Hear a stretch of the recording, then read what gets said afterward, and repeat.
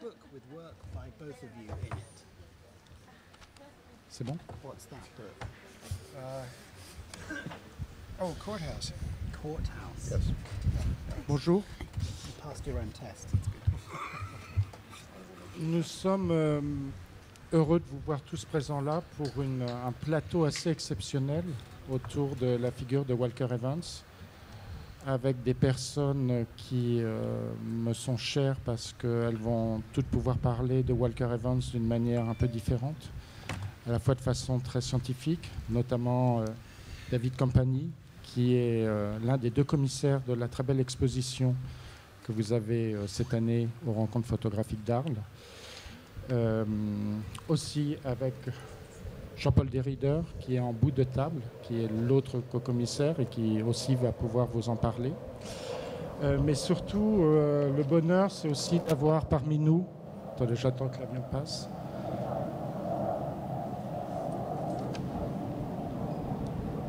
D'avoir Jerry Thompson. Alors ça, c'est un plaisir absolu de l'avoir parce que c'est le dernier assistant de Walker Evans. Il pourra longuement, je pense, nous parler de ce qu'il a fait avec lui, de la manière dont il l'a rencontré et de qui était Walker Evans sur la fin de sa vie. Et évidemment, nous avons Mr. Shore qui est avec nous et qui pourra aussi nous parler de la présence de Walker Evans à travers les photographes de son époque et contemporains.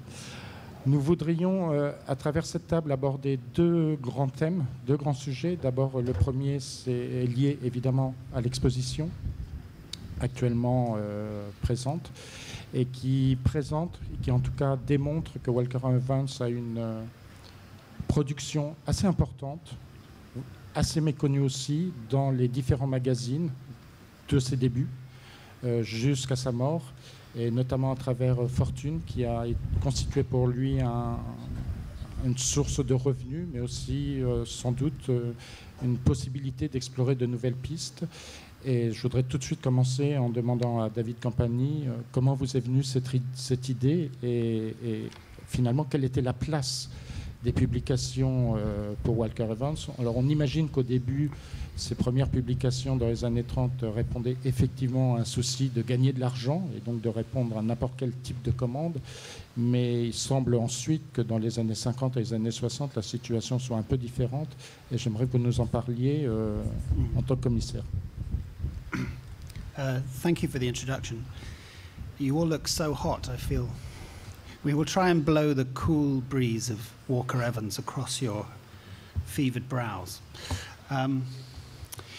I was a student of photography, so in my late teens I came across Walker Evans, usually in books about the history of photography or great figures from the history of photography, and he always seemed really fascinating to me, but very mysterious.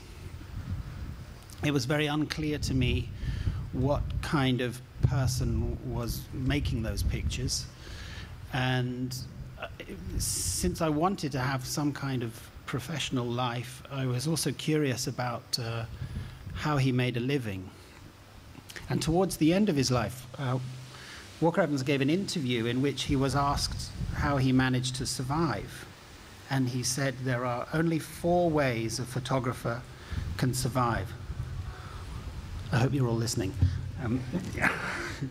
He said, number 1, you are paid to take pictures. Somebody wants pictures, and you're paid to take them, and you take them with whatever integrity, creativity, autonomy you can muster. Or you are paid for your pictures. You take the pictures you want, and somebody buys them, maybe like an artist, but that was not really possible in Evans's lifetime. There was no market really. Or it's a serious hobby. You earn your money doing something else and you pursue your photography because you love it. And the 4th one is that you're rich to begin with. Like Alfred Stieglitz, that was his example. And he felt you could see that in Stieglitz's work. I think that's a little mean, but that's a little insight into Evans's personality. So with that in mind, I got very interested in, well, how you do survive and how you do it.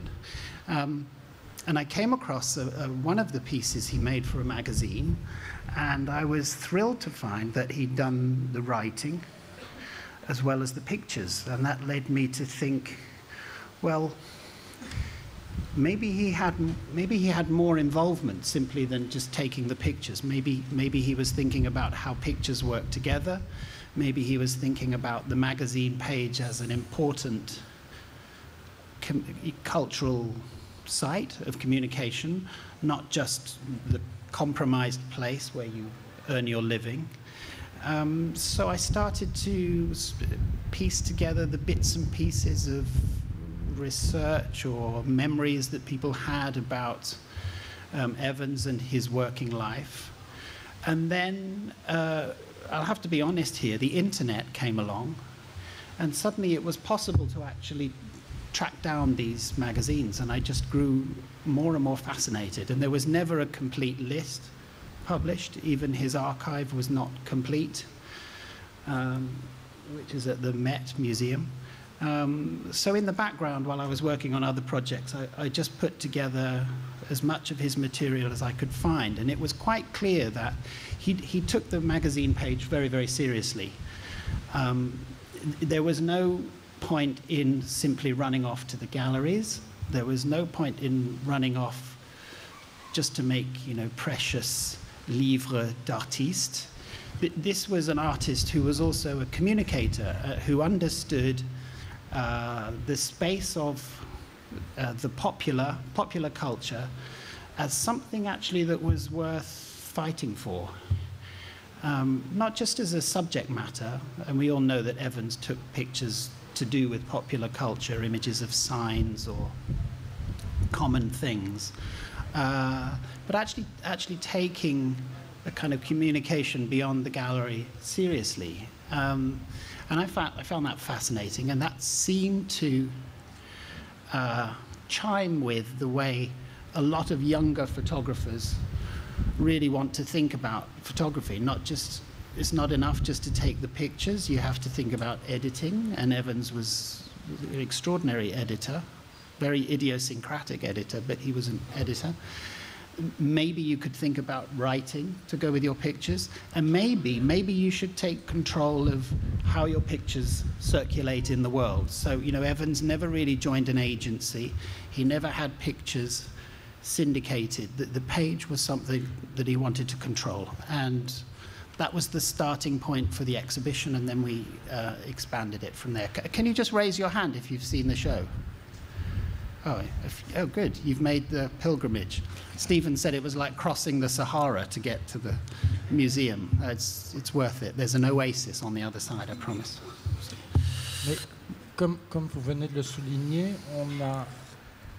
Sorry? Comme vous venez de le souligner, on a l'impression que Evans a toujours eu une attitude assez ambivalente par rapport à ses publications. Il ne l'a jamais vraiment revendiqué. Ce n'est pas une chose qu'il a affirmée vraiment dans son travail, même si ça existait. Comment vous expliquez cela? Well, David, yeah. Can I put something in here?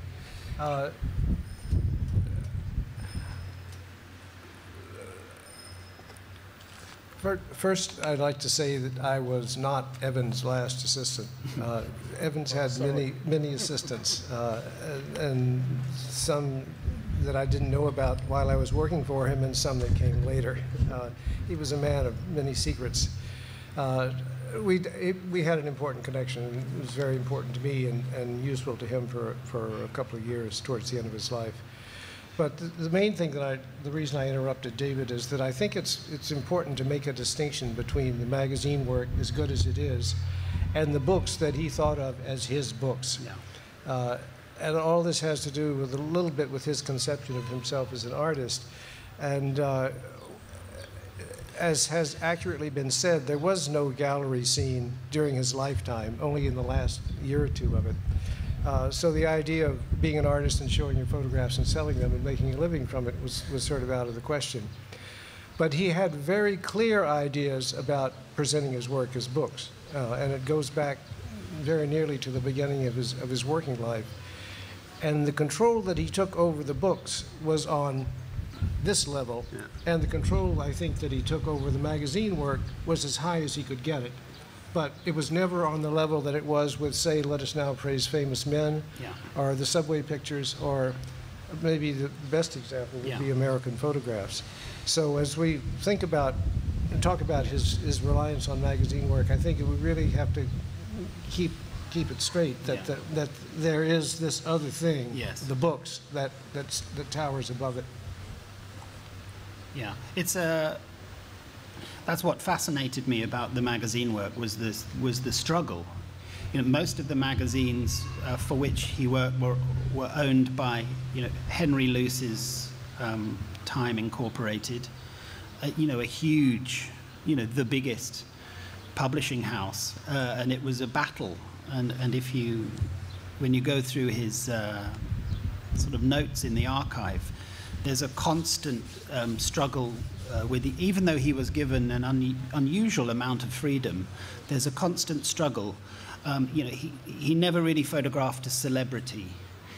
He was not interested in consumer culture. He was interested in the things that a kind of accelerating culture was leaving behind.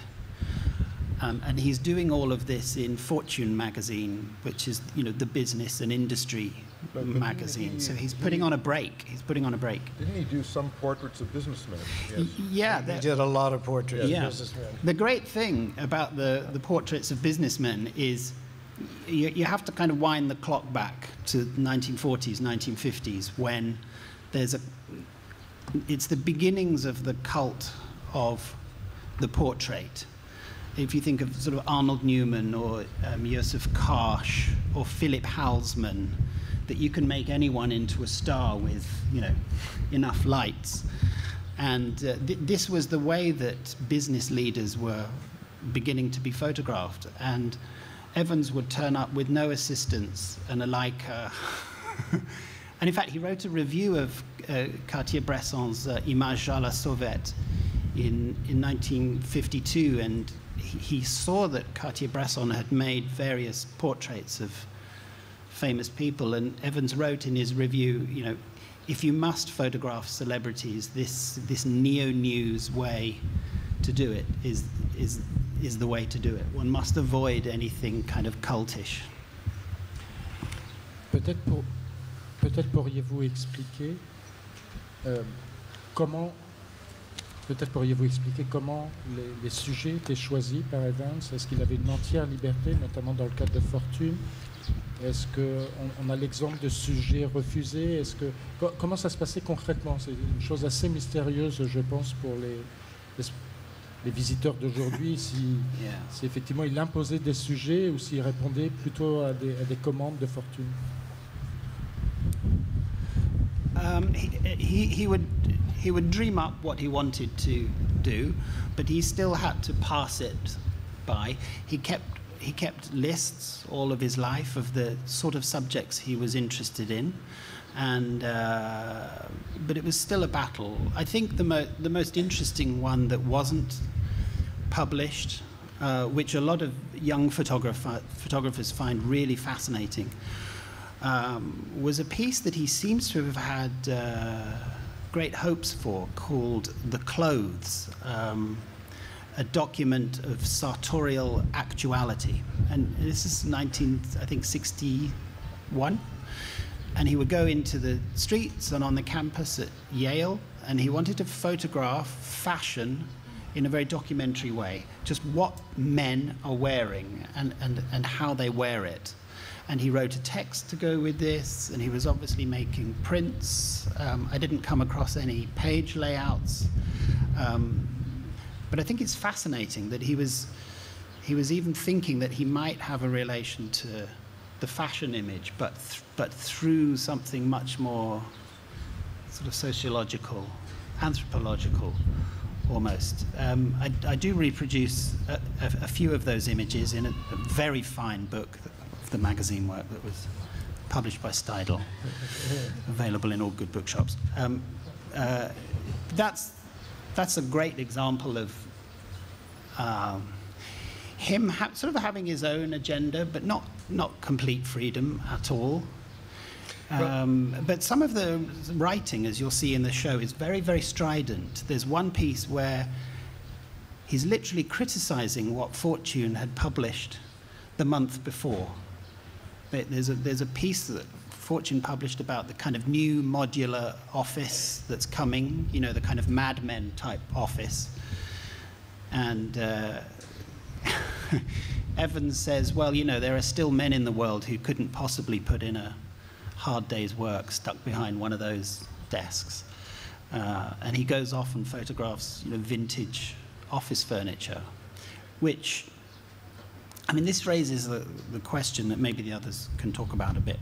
He's often accused of nostalgia. It's the wrong word. It's the wrong word, and it's a horrible word. And he says, you know, Proust, if you read Proust, it's not nostalgia. To be interested in things that are being thrown away too quickly, that's not nostalgia. And he's holding on to those things. When he photographed the interior in 60-something, there's some kind of nostalgia about old furniture, about... As Jerry said, it's the wrong word. What's the right word, Jerry? Nostalgia is the wrong word. Yeah. Why? There's a set. Evans wrote one of his first finished pieces of writing about photography was called The Reappearance of Photography. That was published in Hound and Horn in 1931. And one sentence in that piece stands out because it's so carefully crafted and so forceful, but I think I can quote it. Suddenly there's a difference between an open window looking down a stack of decades and a quaint evocation of the past. Nostalgia is a quaint evocation of the past, and an open window looking straight down a stack of decades is a sort of analytical, not in a step-by-step way, but it's a way of looking at things that sees through the exterior surfaces and goes way, way deeper than oh, look at that quaint wooden house. Doesn't look nice in a certain kind of light. But this is something that I think Stephen probably has maybe a sharper, could make a sharper comment on. The difference between nostalgia. No, I think I couldn't add to that. There's a great line. There's a line by him that's often quoted, so I'll quote it, where he says, "Nostalgia I disdain, pray keep me forever separated from an atmosphere of moist elderly eyes just about to spill over at the sight of grandmother's tea set." Now, that's the line that's always quoted. And when I tracked down the quite obscure magazine in which it appeared, American magazine called Mademoiselle, I find the next lines are more interesting. He says, "Then what is the great attraction of the antique shop? It is design per se. Design just a little dated will interest any artist. Design current is always terrible. Anyone who's tried to find a good contemporary lamp or clock will know what I mean.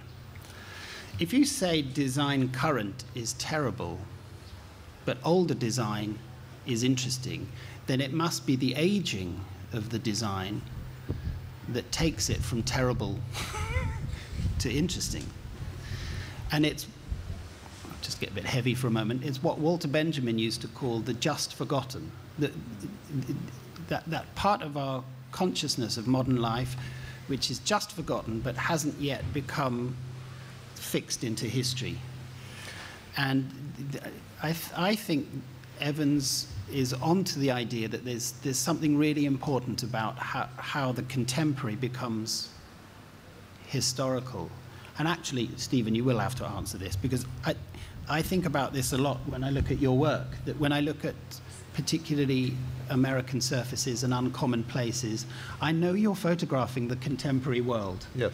And then I imagine what a 20-year-old might feel looking at a world that's now not contemporary. That hasn't quite become history yet, but it's in this area where there seems to be something to play for. Yeah, I mean, that was my intention, is how can I have enough distance from the contemporary world to actually see it and photograph it. Yeah. And the criticism that my pictures got a lot at the time was, this is shit. I mean, it's just the contemporary world. And now that people ask me, I think your work is nostalgic. Well, how do you feel about that? I mean, because in many ways... Well, that seemed like a very hard challenge to somehow get to the taste of an age. The hardest thing is to photograph things as they really are. Mm-hmm. Yeah. As they really look, without adding drama or without adding something that comes from you that hypes it up, but it's not inherent in the things that you're looking at. That's an amazing quality of all Evans's work. I mean, if you go around the show, there's an extraordinary technical control, but there's no grandstanding technical prowess. The pictures don't seem to have any of that to me. It's a little hard to be too to define him too clearly, I think, because every time you think that you're on to what he's doing, you look a little bit more and you realize that he's doing something else as well. Usually not something else instead, but something else as well.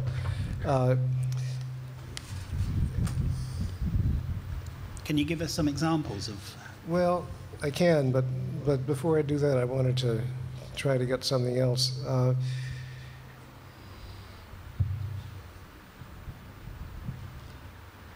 In the same review that I mentioned earlier about the reappearance of photography, he has a little bit about the French photographer Eugène Atget, and he's reviewing a book of Atget's that he likes very much. And he doesn't say very much about it, but he starts off in a direction that's very interesting. He's trying to describe what the poetry of Atget's work really is. And he says it's not the poetry of Paris, it's not the poetry of the street, but it's the projection of Atget's own person. And you think, wow, we're really going to hear something good now. And then the next sentence starts, the quality of reproductions is not so. He drops it. But what he does is he puts a marker down saying that if you think this is just about objectivity and being cool, you're missing part of it.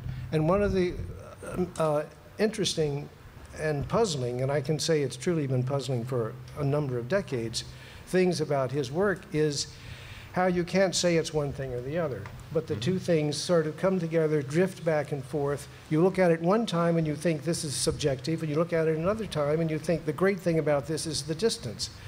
But it's a sort of, he walks a sort of delicate line and he wavers one way and then the other. But the pictures are, I can say my personal experience is that the pictures are much more complicated than I thought they were the first time I looked at them, and much more complicated than they were the first time I thought I understood them.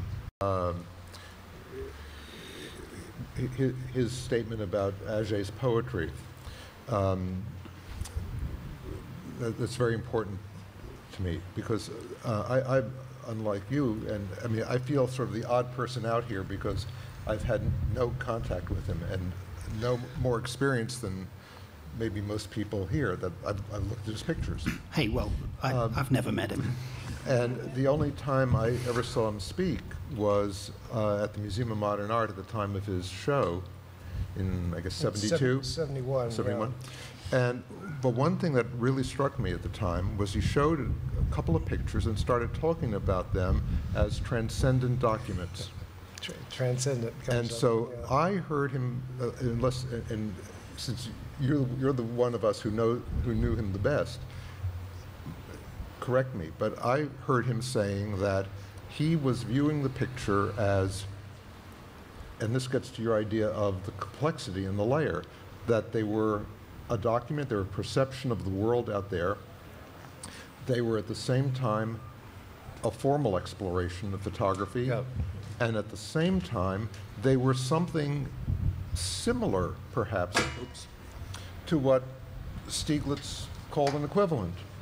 That's, although using a poetry that was more complex than clouds. You're right. One of the things I think that Evans disagreed with Stieglitz about was that Stieglitz had done it and he hadn't.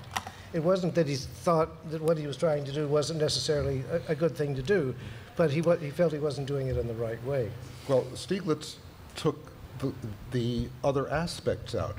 It wasn't a document. That's right. He wasn't interested in the subject. After a certain point, yes. he wasn't interested in the subject. And he actually came back to the subject later. But in that work, the work he called Equivalence, Yeah. They were, in a certain way, devoid of observational content. That's right. And what was fascinating to me about Evans is it had it all at once. Well, there's an exchange that's often quoted between Evans and an interviewer named Leslie Katz, who was a close friend and published Evans' last book. I did a long interview which was published in Art in America at the time of that exhibition. And at one point in the interview, Leslie asks him something about the documentary content of his photographs. And Walker stops him and says, "That's a very sophisticated word, documentary, and you have to have a very sophisticated ear to hear it. It should be documentary style." And then he goes on to say that a real document, or a straight document as he calls it, is a police photograph or a real estate photograph or something like that. What I do looks like a document, but it has something else. And that something else is the projection about Jay's person. It's the thing that you were talking about that Stieglitz was interested in, but it's the thing that Evans never talked about. In all of the writing and all of the conversation that I had with him, he would never say what that other thing was. But what was clear was that objective record wasn't enough. Yes. That something came from him, and he never shrunk from calling himself an artist. He was absolutely clear about that. And I think that's why I was so struck to go to his talk and hear him say, this is a transcendent document. Yeah. Because that's the closest I've ever heard Yeah. him saying that this is what my work also is dealing with. Well, the famous pronouncement that John Sharkowski quoted it in the 1971 essay, but I've spent about a day online trying to find out where Evans first said it, and I can't find it. And this is the definition that Susan Sontag took issue with in her book in 1973. He said that a good photograph should be literate, authoritative, and transcendent. I mean, why that's so interesting is that, particularly in this expression, transcendent document, is that if you're interested in photography, you know that the capacity of photography to be art is inseparable from its capacity to document. That the two are inextricable. And yet there is always a tension between artwork and document. There is always a tension between the two. I think a lesser artist tries to resolve that tension, and a greater artist preserves that, Accepts it. accepts it, and takes it as a starting point. Or at least I didn't think that 20 years ago, but that's what I'm beginning to think now. Do you this is a curious thing. I mean, Evans wrote beautifully well, as you've just heard, and he spoke extraordinarily well. But this extra bit that you described, that he can never put his finger on, I find in Evans himself as a personality. I don't mean as a personality that I knew. I mean as a kind of spectral persona that's behind the work. I sometimes wonder if he was, as much or more of a mystery to himself, as we all are to ourselves in the end. I mean, photographers are always asked for pronouncements about what they do, and Evans made his fair few, but I'm still left with the bit extra. I'm still left. Well, when I knew him, I find him such an enigma. When I knew him, it wasn't a mystery that he spent much time thinking about. He did what he did, and he said in numerous interviews given late in life, he emphasized how instinctive his work was. He would see something and do it, and other people would find things of interest in it. But he said again and again, I don't have second thoughts. When I see it, and it's real. But nobody who's looked at the work and thought about it can deny that there's a sort of depth and complexity in the pictures that approaches the literary, yet he denied that it was ever a deliberate or conscious activity. And I watched him work. I believe it. This was not a guy who's sat down and puzzled over what he was doing. But this is an extraordinary thing about how a photographer can work, where it's to do with how all of that absorbed thinking can come out so fluently and intuitively in the act of taking a picture. I mean, I don't doubt for a moment that he's taking the pictures intuitively, but what is intuition if it's not the aggregation of all of one's influences? Well, I think that begins to describe the something else. Yeah. Yeah. Can we bring Jean-Paul in? Jean-Paul, quelles ont été pour vous les surprises en découvrant l'ensemble des travaux publiés par Evans? Il y a quand même une variété de sujets assez exceptionnels. Enfin, moi, ça a été la surprise oui. Alors, de l'exposition. Je ne sais pas si je dois parler en français ou en anglais. Donc, je peux parler en français. Je voudrais revenir un peu sur le projet de l'exposition. Ceux qui ont vu l'expo, ceux qui la verront, il y a 37 tirages d'une série qui a été publiée en 1946, Labor Anonymous, une double page dans le magazine Fortune. Et ces œuvres appartiennent en fait à la collection de la fondation pour laquelle je travaille à Bruxelles. Et l'idée était de monter une exposition autour de ces œuvres. Le livre de David était presque sorti de presse. Et donc, avec le travail de David, l'idée c'était de monter une exposition en partant des magazines et d'ajouter alors cette salle centrale avec les tirages qui inversait quelque part la proposition habituelle. Plutôt que d'avoir des magazines qui généralement viennent compléter une exposition de tirage, on avait une exposition concentrée sur les magazines qu'on accompagnait avec un ensemble de tirages. Et ce que je trouve assez surprenant dans la présentation, alors c'est un moyen que David avait déjà utilisé auparavant avec les blow-up, les agrandissements. Dans l'exposition, vous ne pouvez jamais directement comparer les tirages, les magazines et les blow-up. Il faut chaque fois se retourner ou pénétrer dans l'espace intérieur pour voir les tirages. Et donc, on prête beaucoup plus attention aux textes, dont certains ont été rédigés par Walker Evans. Donc ça, c'est une surprise. Et puis, ce qui est impressionnant, puisque le thème, c'est quand même anonymous, et au départ, vous verrez que les tirages, en majorité, c'est avec la figure humaine, des gens que Walker Evans a photographié, c'est de voir comment il a, au fur et à mesure des époques, expérimenté le portrait, ce qu'on a appelé portrait de rue. Il va faire en 1938-1941 les photos dans le métro, mais qui seront publiées plus tard. Mais même ces images-là, on les voit publiées une première fois en 1956, et ces portraits apparaissent de manière individuelle, et ce n'est que plus tard qu'on va retrouver alors les gens tels qu'ils sont, ou les clichés, les cadres originels, où les gens sont plusieurs dans une même image. Mais on a aussi Labor Anonymous, où il a essayé de reconstituer presque une situation de studio, en photographiant les gens derrière un fond abstrait, ou alors les gens qui circulent à Chicago. Moi, ce qui m'a impressionné, c'est la manière dont chaque fois il a tenté, quelque chose qu'il a commencé d'ailleurs dès 1928, puisque les tout premiers portraits dans l'expo sont les portraits de 1928, comment il a travaillé le portrait à travers son œuvre et à travers ses éditions.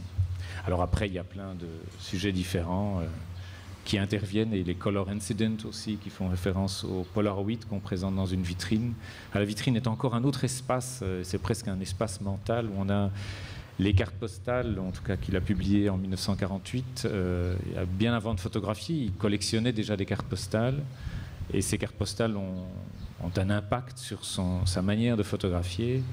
Et on a dans la même vitrine les Polaroids, qui sont les dernières choses qu'il a réalisées en 73-74, où il va travailler avec le SX70, et il va revisiter son travail parce qu'il y a une série de timbres, à nouveau le portrait, on en a peu dans l'expo, mais il en existe, mais aussi les signes abstraits qu'il va photographier à la rue. Donc moi, ce qui m'a impressionné, c'est la manière dont il va revisiter différentes choses à travers non seulement les éditions, mais aussi les différentes formes qu'il utilisera. Que ce soit les cartes postales, les Polaroids, des choses comme ça.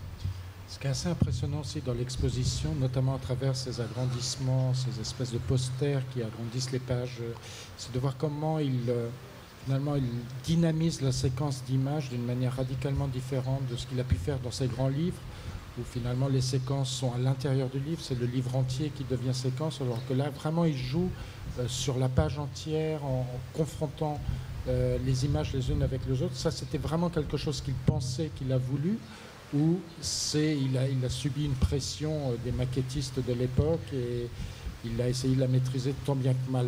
Alors, moi, j'étais très impressionné. Il y a certaines qui sont absolument incroyables. David répondra peut-être un peu mieux que moi à cette question-là, mais certains par exemple, si on prend les Bridgepont, ce n'est pas lui qui directement va faire la maquette, mais après, il va être celui qui va choisir son thème, écrire les textes, et il aura plus même s'il doit toujours proposer, il aura beaucoup plus de pouvoir sur cette mise en page. Mais c'est finalement cette mise en page. Ce qu'il va faire dans les magazines, il va poursuivre ce qu'il avait commencé en 1938 avec le livre American Photograph, qui est un livre incontournable et où la séquence, tous les éléments, toutes les choses qui ont été dites ici, on retrouve ça continuellement quand on feuillette ce livre. C'est un livre sur lequel on n'arrête pas de revenir, en fait. There's one other interesting connection that I think is appropriate to mention here between the books and the magazine work, which was when he did the books, he was in a sense subsidized. He was working for the government and he had an income and an allowance, and he had great freedom about selecting his own subjects. When he had a chance to work for Fortune, even though it was in a different context and it wasn't leading to books, it was leading to the articles, he had this experience again. And it's one thing about how he was constrained by, designers or the requirements of the magazine, but when he took the pictures of the people on the street in Detroit, for example, he left home, left New York, left his wife in New York, traveled to Chicago, worked in Chicago, went to Detroit, worked in Detroit, went back to Chicago, and after a while, there's a correspondence from Time Incorporated saying, would you please give us an address so we can send you your paycheck? They literally didn't know where he was, and his wife didn't know where he was either. He spent 2 months photographing. It led to 2 Fortune articles, that's productive. But he also did a lot of other things of his own that he wanted. He took side trips. So the magazine work, quite apart from the aesthetic considerations, provided him with the structure and the wherewithal to continue doing work that interested him. That's not to say that the magazine work didn't interest him, it did. But so much the better was that it paid for everything else. Yeah. I mean, one has to bear in mind that what becomes the dominant form of the photographic essay within American magazines is the Life magazine photo essay of 12, 15, 18 pictures establishing shot, the psychological motivations of the protagonists, a couple of spectacular landscapes, some kind of event, and some kind of sentimental concluding picture. And don't forget the captions. And the captions that tell you how to read the picture rather than expanding on what the picture could be. There is nothing narrative in any of the Evans's photo essays. It's just a circling round, a sampling of a very specific theme or subject matter or way of seeing the world. And because it's not going anywhere, in a way, it's not driven by some kind of narrative motivation. He has to do things to kind of keep you alive, keep your eye alive. So very often there are many photo essays where there are no 2 pictures cropped the same way. And he would often shoot way wider than he needed. If you look at his negs or his transparencies, you can tell when he's taking the picture, he's framing knowing that he then has compositional options when he comes to think about the layout. So he substitutes this kind of this narrative, psychological, sentimental way of, the Life magazine model, with something much more sort of meditative and contemplative. It is not that they don't go anywhere as much as it is that they often go several different places at the same time. And you're not told what to think of them. That's right. There's no caption to narrow it down so that the picture means exactly what the magazine editors want you to think it means. Yeah. I mean, one of my very favorite pieces was actually not done for Fortune. It was done for Architectural Forum in 1958. It's a color piece, and it's called Color Accidents. And they're nearly all taken on 85th Street. And they are observations of the patina and the marks and the graffiti and the strange color combinations that one finds. If you were a sentimentalist, you could wander around Arles taking similar kinds of pictures. But what's beautiful about the piece in the magazine is that it's in a magazine. I think if he had exhibited those pictures, it would have been too pretentious. It would have been too sort of prepossessing. It would be too much of a kind of photographic response to sort of abstract painting or something. But on the page, he can just say, there are things in the street that will remind you of Jackson Pollock or Paul Klee. He doesn't say, I'm taking photographs that that are as good as Jackson Pollock or Paul Klee. He's not doing that. He's just saying, go into. He doesn't do that on the page. No. He says, go into the street, and you will notice things. So this is photography as a kind of notation, as a kind of pointing out of just a heightened awareness of the world around you. And I love the fact that they're on the page. Secretly, I love the fact that the transparencies for that work have completely faded, as Evans predicted. He wrote about the fading of color work. So the only place to see them is on the pages of a magazine. But that raises very complicated questions, because I face this all the time when I was putting the book together. If magazines are not meant to last very long, a month, shouldn't you just let them go? Shouldn't you just aren't they part of a kind of passing culture? Books are always meant to last. If you throw a book in the trash, you feel like a fascist, If you throw a magazine away, it's just, doesn't matter. That's what magazines are for. So there is something quite perverse. Yeah, and the magazine you look at quite quickly. Yeah. There's something, yeah. Well, you're raising something that I've been thinking about a lot, both, and it struck me when I saw the show, how different, say, the subway pictures looked in Many Are Called versus the magazine. Yeah. And there's a kind of photography that you describe as notational that has to be in a particular kind of form to work. Yes. And for example, the SX70 was that kind of form.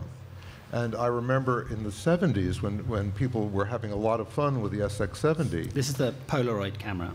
And there were examples of Evans's use of it in the show.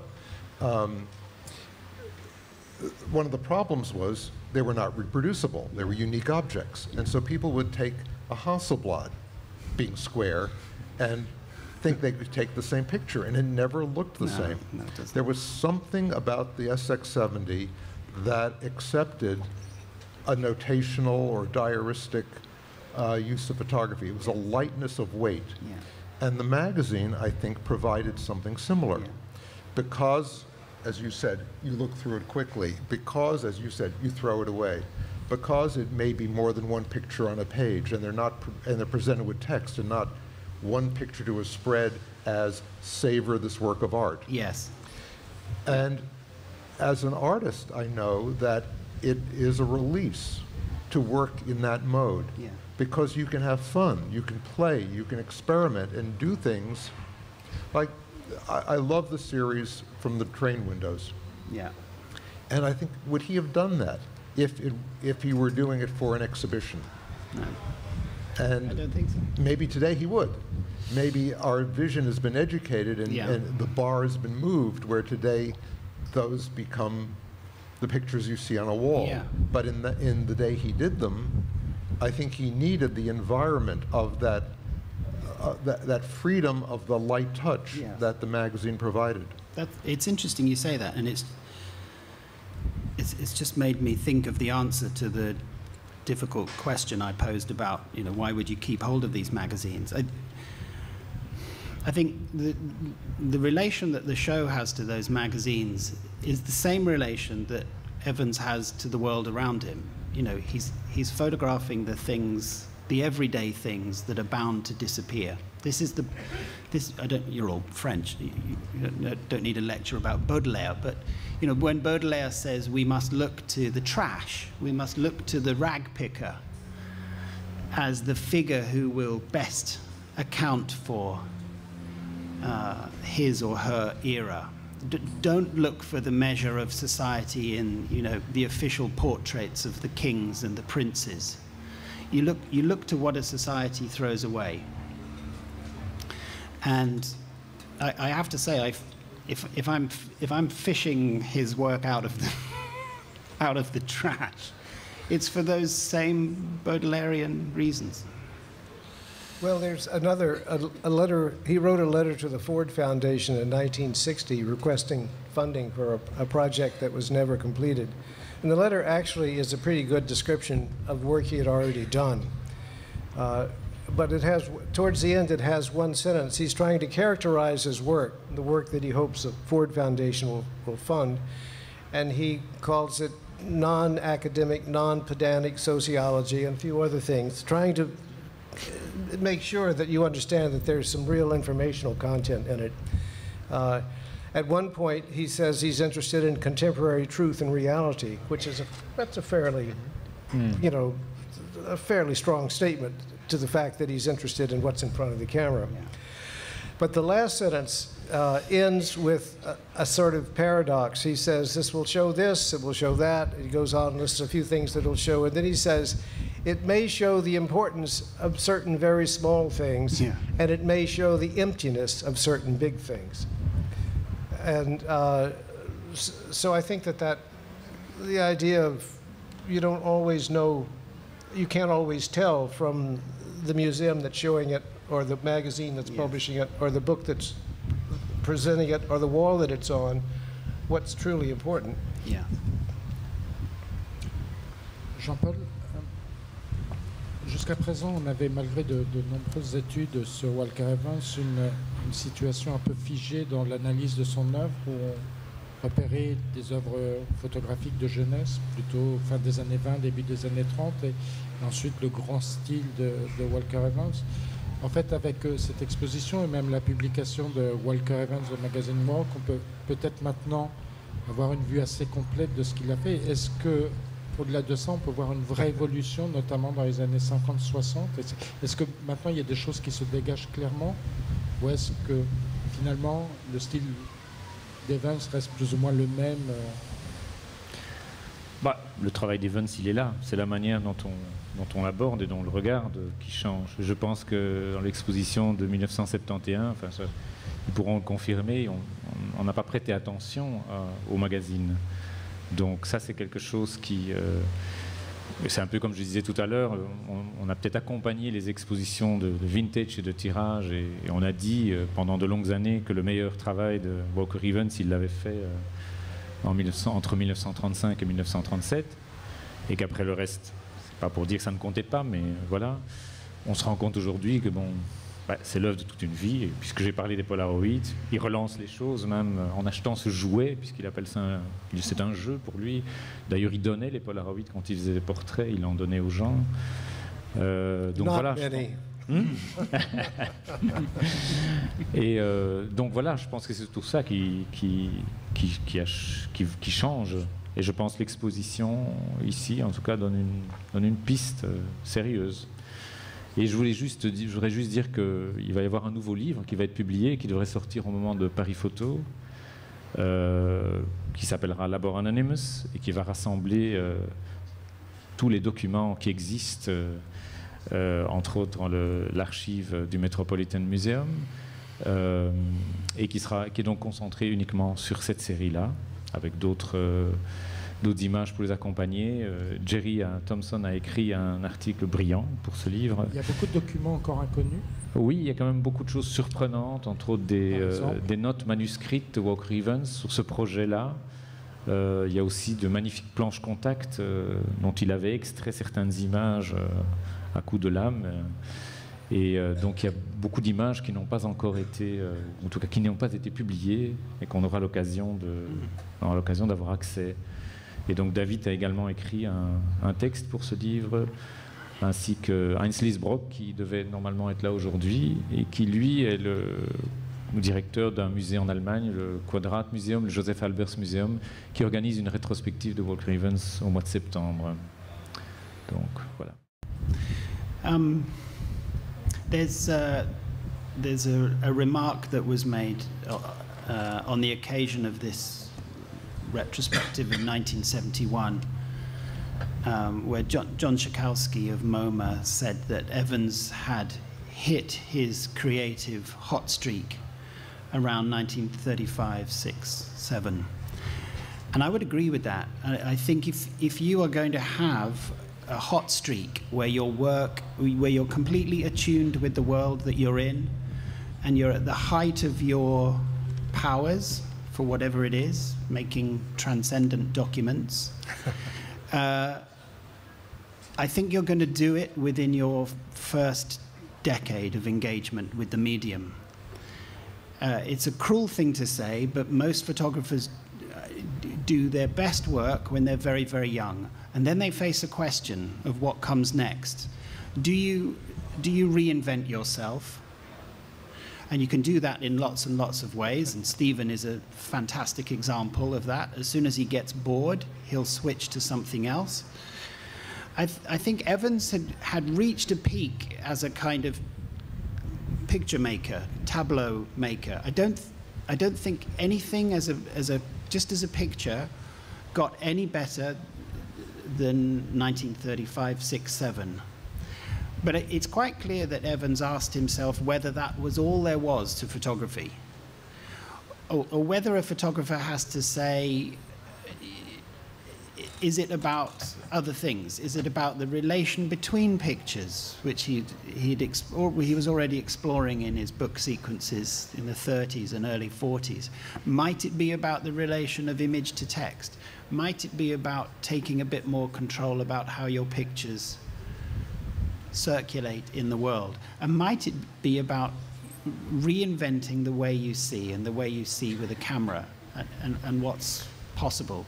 And I think his move towards this more notational way of shooting, I think, is partly to do with the magazines, that actually the magazine permitted that notational kind of observation. But I think it's also to do with keeping things alive. You know, this is clearly a restless man, no? Yeah, if I could add a little bit to that. First, I think that there are different kinds of artists, and some artists take a very long time to come to maturity and finally do something worth looking at, maybe years or even decades after you expect anything from them. But Evans is sort of an interesting example, because almost from the very beginning, the pictures are fully formed and perfect. They get to be deeper and more resonant as you approach 35 and 36. But after that, as I understood what was going on, it was more a question of being able to focus his best energies and his enthusiasm on the job at hand. There are some years in the catalog that are pretty thin. But towards the end, in the SX70s, even though I think that the point that's been made about there being notational is a good point, and one worth thinking about. The energy that began to flow into photography for him in 1973 which I was fortunate enough to see and had seen the couple of years before to use as a sort of foil to set that off. It was astonishing. I remember after the first few sessions seeing him with the SX70. I can't remember who I was talking to, but we said together, can you imagine what it must have been like in 1936 to be with this guy? Because he was literally on fire. He could hardly stand up. He was so decrepit. But he was, I mean, it was an amazing experience. So I think it wasn't, I don't think of it that he was so much being bored with what he'd done before, was looking for something different, was that the thing in him that engaged with the subject again. And maybe it's even less important that it was this sort of toy-like thing that he was using than it was that some combination of things sort of kicked him into gear again. It's difficult to generalize in any way about him, I think. He was such a complicated and multi-sided artist. I think a little bit about the question of texture. You know, if you see something from a great distance, it looks very shapely and very smooth, and the form is easy to make out. But if you get close, sometimes you see details of surface texture or cracks, little variations in the surface that you didn't know before. And with Evans, I think we're at a sort of critical point, because in 20 years, nobody who writes or talks about Evans will have had any personal experience of him. And as he turns more and more into texts, you see this, you know, the late interviews where he defines himself so clearly, and the scholars who have written about him. All of that emerges as a body of text. Yeah. But the actual experience of being close and feeling the bumps and hollows and seeing, you know, the sort of crude things that you see when you're up close will no longer be available. And it's inevitable. It happens to everybody. But the difference between living memory and canonic art history is, it's a gulf. And once it begins, it only gets wider. The problem is that everybody who had living memory doesn't have the best brain or the best prepared brain to make sense of it. But on the other hand, the most sophisticated photographic theorists are almost at risk of understanding the game too well before they start considering the specific details of the man, the specific details of his time, and the specific details of America. Because if you consider Walker as a photographer without knowing in great detail about the place where he was photographing, you're going to miss a lot. Well, yeah, and that in itself is sort of embodied with sort of what happened to those 1930s pictures, you know, famous pictures of Depression and the tenant farmers, that they go from being a commentary, an intervention within a generation. They start to be used as a kind of official record of the time, which seems to be quite wrong. So that dynamic is already going on within an artist's life. I mean, I'm sure some historian of material culture of the 1970s would be happy to look at Stevens' pictures as records of what a cafe table in Arizona might have looked like in 1974. Well, Walker used occasionally to write little notes that they weren't turned into finished pieces of writing, and they usually weren't dated, and they often weren't signed, but he left a lot of them behind. And there were some of them were more or less like epigrams. And one of them said, anybody, I'm paraphrasing because I haven't seen the piece of paper for 40 years, anybody who goes to Botticelli to find out about the dress and manners of the 1400s is a fool and a pedant. Yeah. But this is the problem with, as you say, it's also inevitable. this problem of things moving from a living history into whatever, either to be forgotten or to be canonized. We're always faced with this difficulty of whether or not something is representative of its era. And I kind of feel that there's something about Evans that grasps that. He intuits this problem of what it is that's contemporary about the world that we live in, and what might be worth saving somehow. I mean, it's very, very difficult to put your finger on, but there's something about the cracks, the things that fall between the cracks, and how significant they are. I mean, I think it's extraordinary that he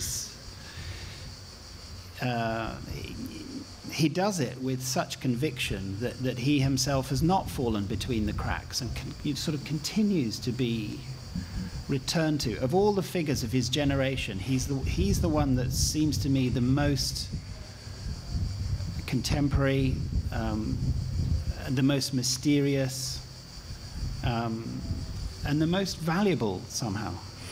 Well, I think we could certainly agree that the work that's on exhibition here adds a lot to the story, and it adds something that's important and worth seeing. And let me encourage everybody to see it. Stephen, when did you discover the body of Walker Evans? Do you remember? Oh, yes. I remember. It was my 10th birthday. Oh. A neighbor That's gave me a copy of American Photographs. Mm-hmm. It was the first photography book I ever owned. So And first impression? I don't remember. Ouch. It's a long time ago. But also, my wife for a number of years was a picture editor at Fortune and had Evans' old office. And so she could write up, Time Life had what was called the Edit Ref Library, the editorial reference library. And so she can send a slip up with a search term. And you could send up a slip, Walker Evans, and you will get in a cart every issue of the magazine that matches the search term Walker Evans. Lightness that I was describing is something that, for me, is very important. That's something I responded to actually in the early 70s in the work with the Micromatic, and in to some extent on common American surfaces. And it's something I've come back to. And there's a freedom in that playfulness that doesn't diminish the work. Yes. And I can see when you talk about the excitement that I understand that, and that the work may not have the same complexity, but it shouldn't. That's not what it's about. But that energy of discovery can be there in a very simple picture. Je voudrais, Jean-Paul Derrider, que grâce à vous, on aborde la deuxième partie de cette table ronde, qui est une question qui est vraiment d'actualité, me semble-t-il. Lorsqu'on interroge les photographes d'aujourd'hui, la plupart d'entre eux citent Walker Evans comme une des influences, peut-être pas la première, mais en tout cas, Walker Evans est presque le photographe qui revient obligatoirement dans les paroles des jeunes photographes, ce qui n'était pas le cas il y a 20 ou 30 ans, ce qui est vraiment un retournement complet. Comment vous expliquez ça? Est-ce que pour vous c'est pour des bonnes, voire des mauvaises raisons? Comment ça se fait que Evans soit devenu une espèce de figure totalement incontournable pour toute personne qui aujourd'hui se préoccupe un peu de photographie, alors qu'il ne l'était pas dans les années 70? Enfin, pas autant. Alors, il y a la situation aux États-Unis et la situation en Europe, mais déjà aux États-Unis, je crois qu'en 1971, quand il y a cette rétrospective, je crois que le terme plus juste était une découverte plus qu'une redécouverte. Enfin, c'est pas moi qui l'ai, effectivement, ça a été écrit dans la mesure où beaucoup ne connaissaient pas le travail de Walker Evans, n'avaient pas vu l'exposition de 1938. Et donc en 71, c'est vraiment un moment où on découvre Walker Evans aux États-Unis. C'est aussi le moment où le marché de la photographie se développe. Il faudra encore une vingtaine d'années avant que ça se passe en Europe. Et il faudra attendre aussi un bon moment pour qu'il y ait des publications en français et dans d'autres langues à propos de l'œuvre de Walker Evans. Donc voilà, aujourd'hui, il est véritablement incontournable parce qu'il est dans toutes les histoires, repris dans toutes les histoires de la photographie, et qu'il est la personne qui effectivement a marqué, entre autres, je l'ai déjà dit, avec American Photographs, qui est ce livre incontournable et qui reste toujours une référence, je pense, pour tous ceux qui s'intéressent à l'œuvre de Walker et à la photographie. Alors, je ne sais pas ce que... It's interesting that in his lifetime, hardly anything was published outside of America. And that a kind of crude answer would be to say that it's only once American culture has really extended its tentacles around the world that audiences beyond America could see this removed, circumspect way of thinking about American culture that you see in Evans.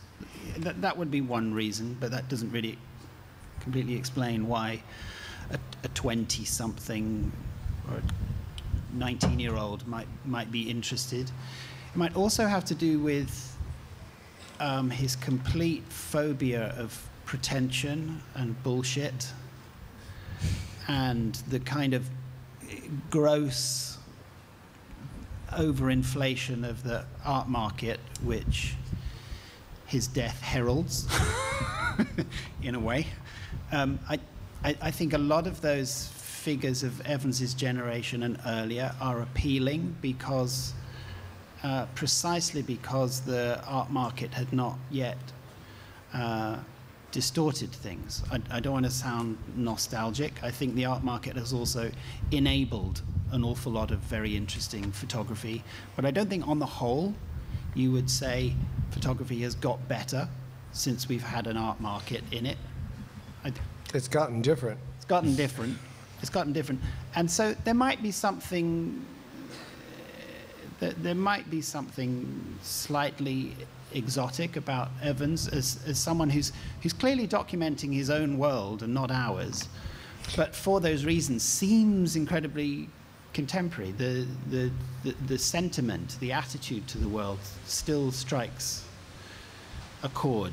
You know, when you look at the woman in the stripy top standing outside the barber shop, one of his most famous images, it doesn't take a great leap of imagination to think about how that resonates now. But you know, there's another thing to consider, which is, as Jean-Paul said, you said that you pinned the discovery or the rediscovery to the 1971 show, and when you said we, if you meant people of your generation, that's absolutely true. The people who discovered him in 1971 are getting on in their careers now. But before that, there was a whole generation of photographers who knew about American photographs. It was a sort of, people talk about a painter's painter. Well, Walker was sort of a photographer's photographer. A lot of people knew about that work. And a lot of those people influenced other people, and a lot of those people went out to teach and taught people. And what began to happen, I think, was that people said, well, this is what I learned, and this is where it came from. And where it came from is so good that it's worth the trouble that it takes to look into the details of the America that the picture's of, so you can see how good the pictures are of. Just to take one example, one of the pictures that America photographs is of a political poster. Well, the political poster is of a certain person who was president at a certain time, who stood for certain policies. And if you don't know that, you can still look at it and say, this is a great picture. That's right. But, you're missing so much. But I think the fact that younger people were hearing about it from so many different directions, sort of set the stage for that, for the generation after them. But I don't think he ever, except in a marketing sense, I don't think that he ever went down and then was rediscovered. I think he was known by a small group of people, but it wasn't until after his death that a market existed where something like wide fame was even a possibility for a photographer. Je me suis demandé si cette reconnaissance de Evans qui commence à émerger dans les années 70 n'était pas aussi en grande partie issue d'une lecture du pop art et de l'art conceptuel américain, qui, notamment je pense à des pièces comme Home for America de Dan Graham, dont la première publication c'est une photo de Evans qui remplace les images de Dan Graham, et qui quelque part, si Evans n'a pas d'abord circulé aussi dans un milieu artistique avant d'être réintroduit dans les années 80 dans le milieu de la photographie. Si je me souviens bien, Dan Graham ne connaissait pas le... Même pas, non, du tout. Il l'a découvert. Oui, c'était pas voulu. C'est l'éditeur qui l'avait. Il le fait là. Il y a la question de l'appropriation aussi.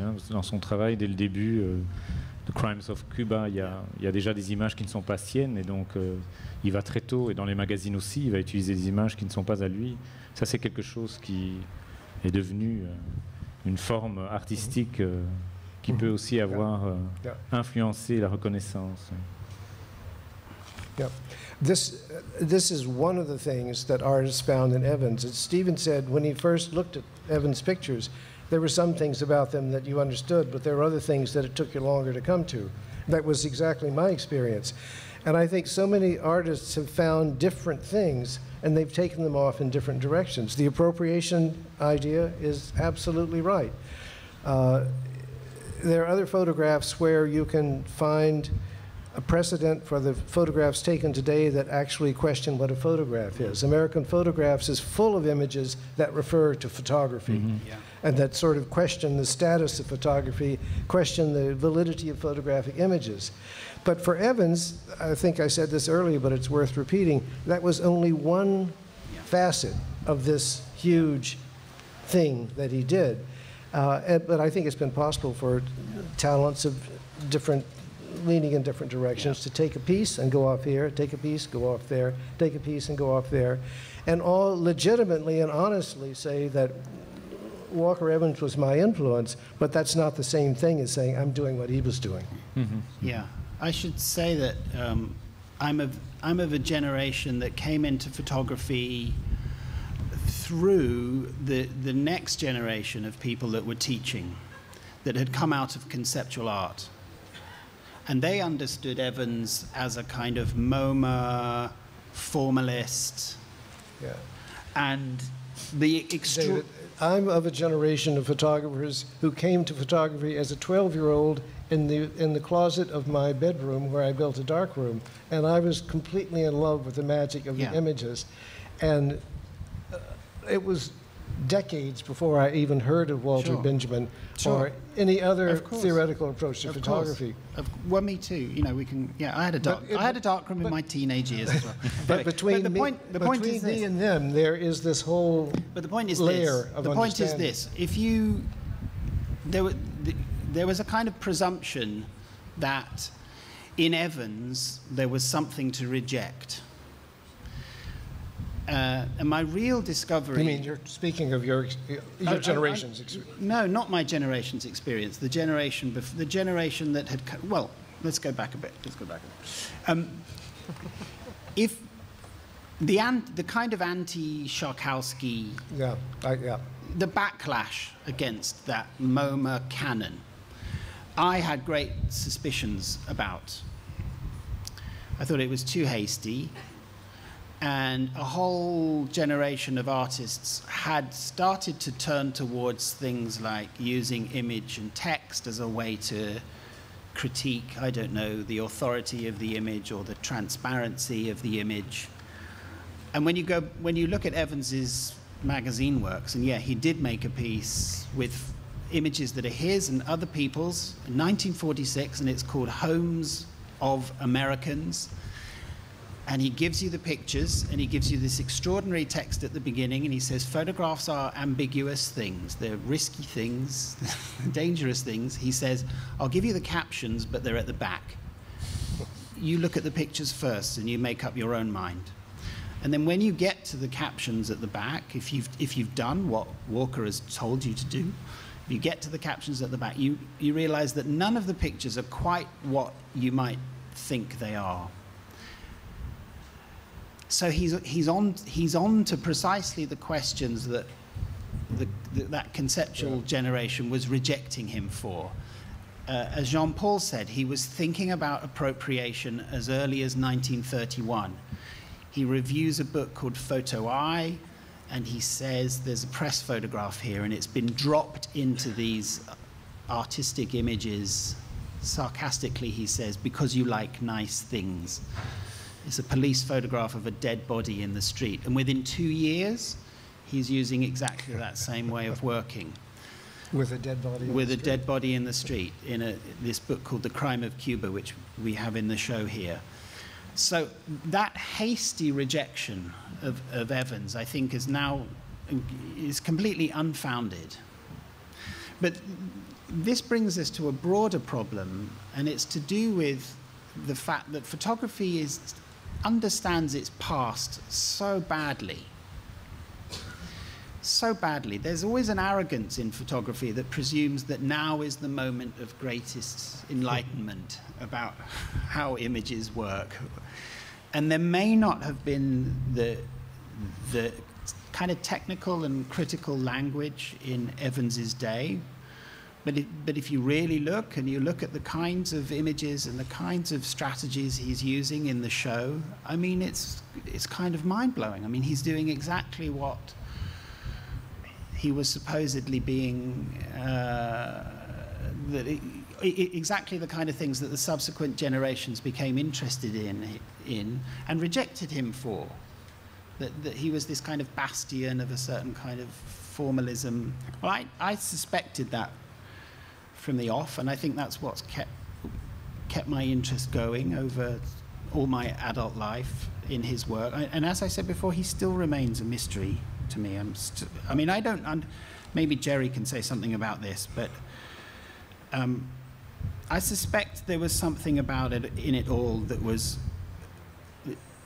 Evans somehow remained a mystery to himself, you know, even at the end. I don't really want to get into psychobiography, but if I have to say something about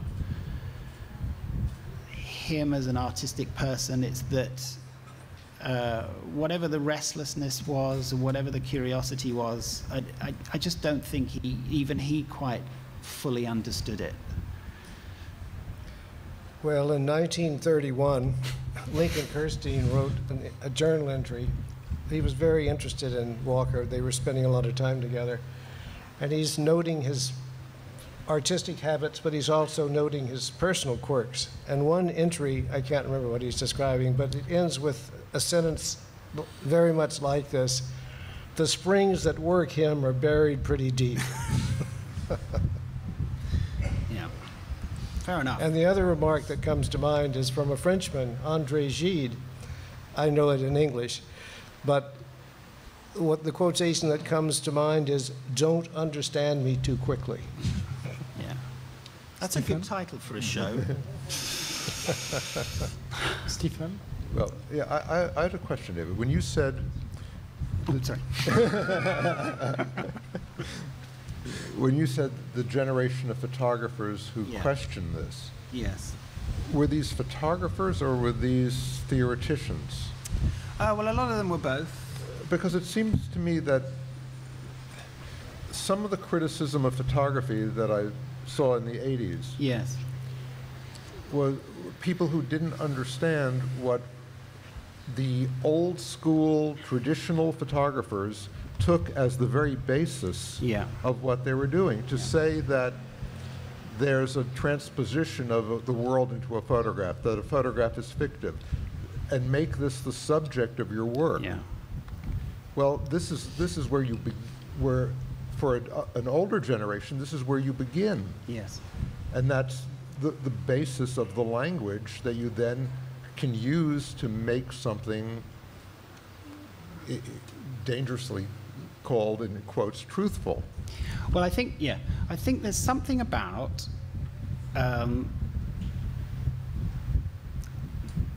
the tension that there is between affection for photography and suspicion of it. I think there are wonderful and profound reasons to be affectionate about it as a medium.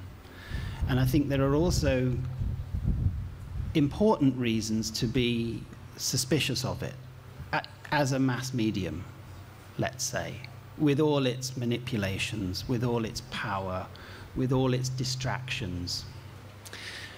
And what I love about Evans is the balance of affection, you know, as an image maker, as a picture maker, with a certain suspicion about how pictures work in the world, how they do what they do, the effects they have upon us, often in the wrong hands.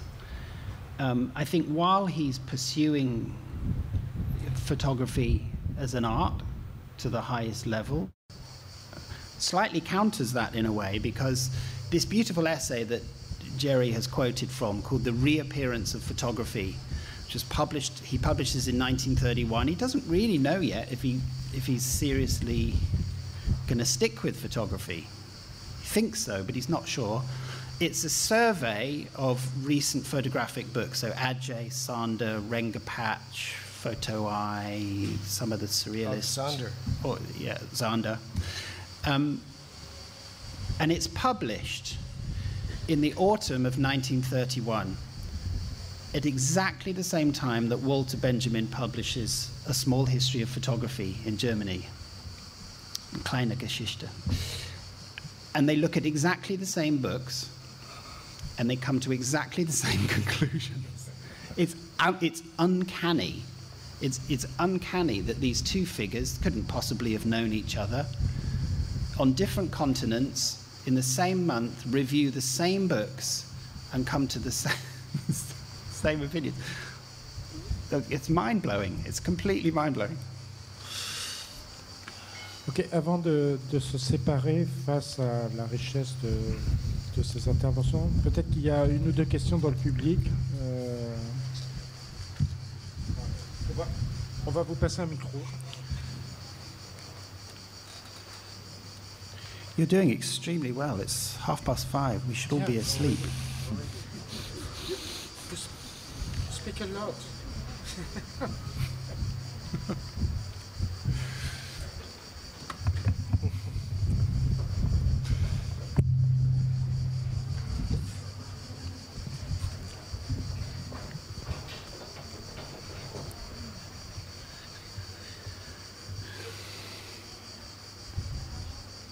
Je voudrais savoir comment vous interprétez l'importance que Evans a accordée tout au long de sa vie à l'intervention du hasard dans son travail photographique.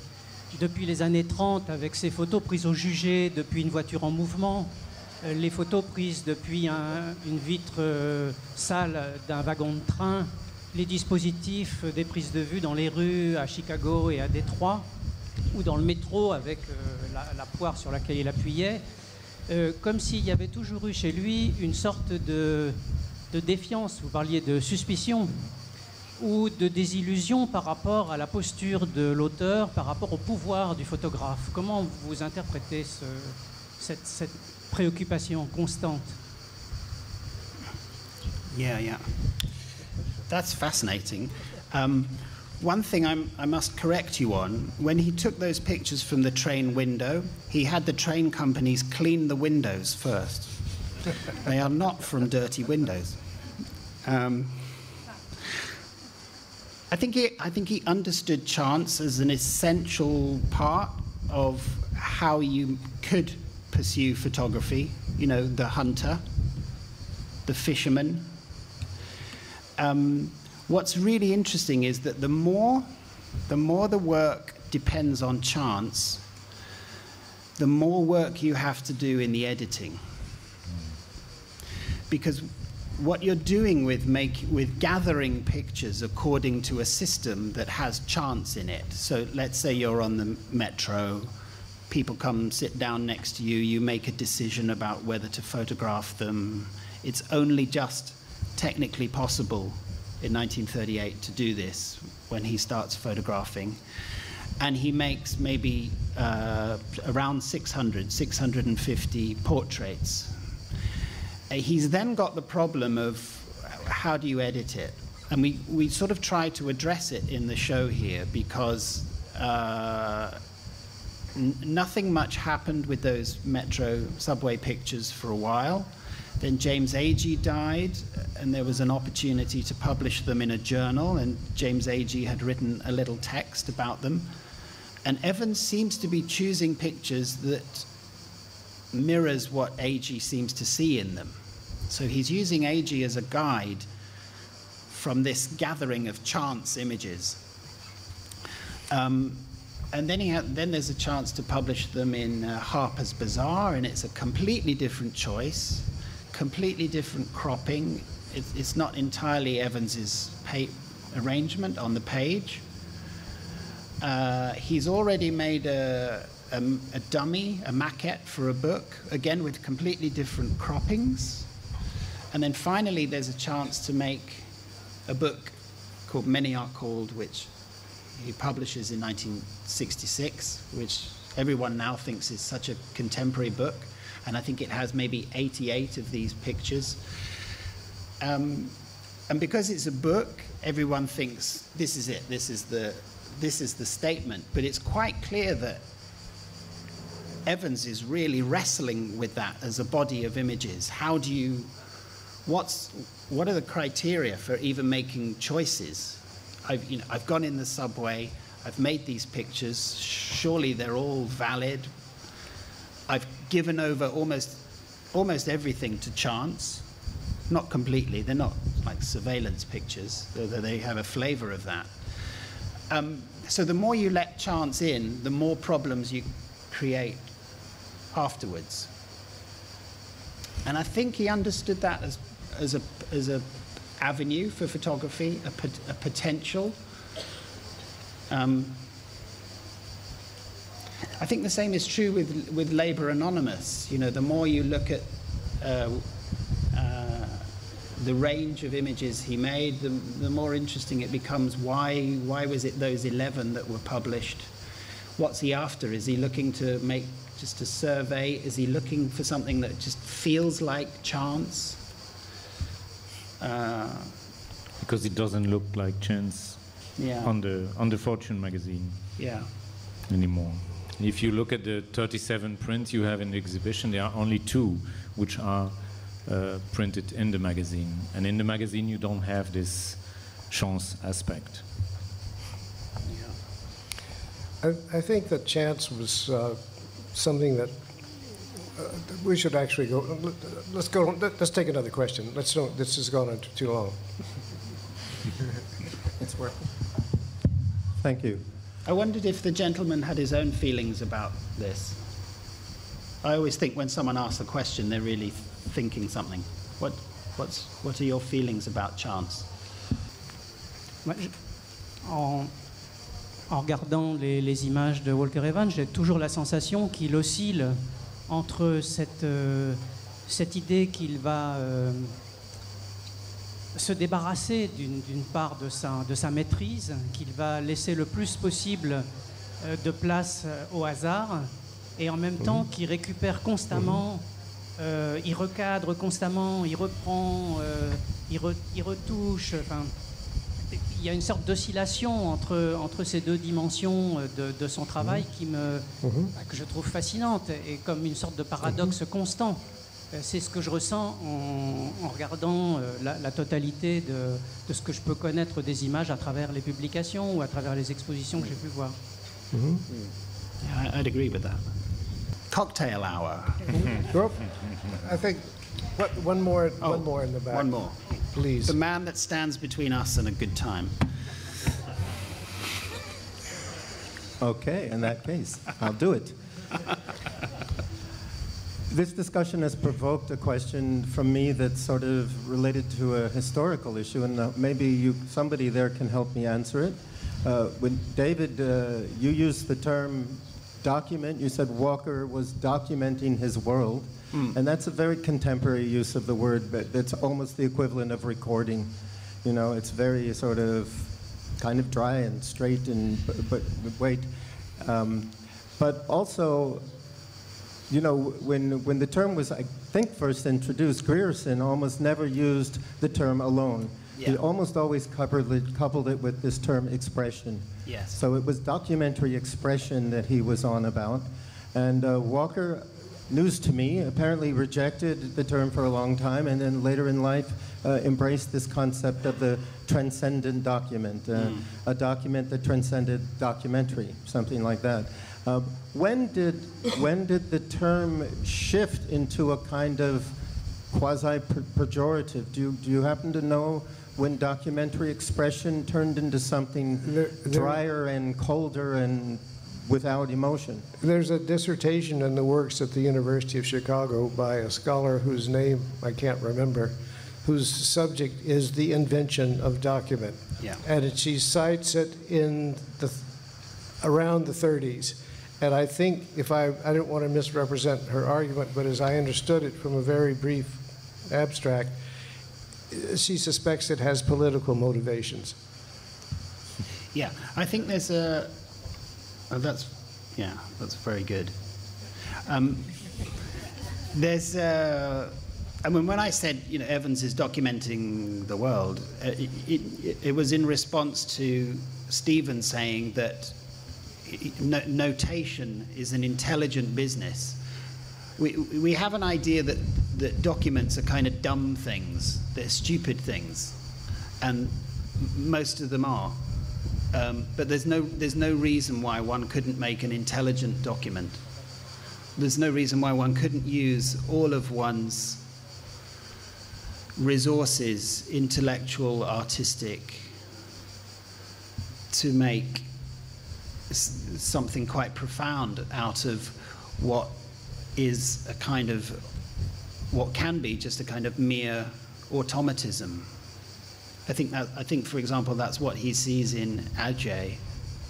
And yet you have to imagine how sensitive a frame of mind you would have to come across, you know, Ajay's book in 1931, and I mean, that book missed most people. I mean, but he's really onto it. He really understands that there might be something like an intelligent document, that you wouldn't fight the documentary character of what the medium can do. It's clearly very good at describing appearances. So the question is, well, which appearance and how? You know, that's where the, you know, what's that lovely line where Evan says, you know, that the business of photography is done in a flash, you know, then what you have to do is the editing. You know, that's the difficult bit. Okay. Thanks. If you want to speak with them, they're already there.